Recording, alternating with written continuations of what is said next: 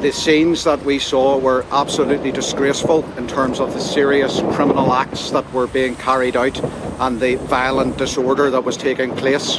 And it needs to be condemned in the strongest possible terms. We also saw a bus being hijacked on the Shankill Road, which was an extremely distressing incident for the bus driver and the people that were on the bus at the time.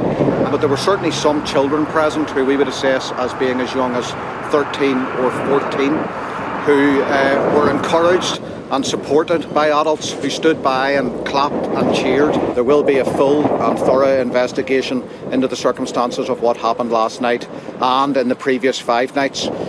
We now have a total of 55 police officers injured, and it is very, very lucky that nobody was seriously injured or killed last night.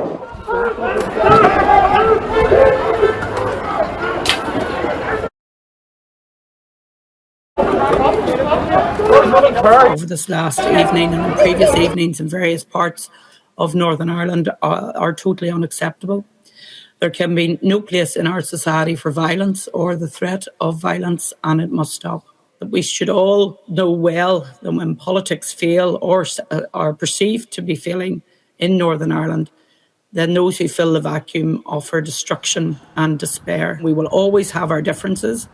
We will always have our different legitimate expectations. But the only bedrock on which we can move forward successfully is to recommit ourselves to redouble our efforts to solve each and every one of the challenges we face through politics.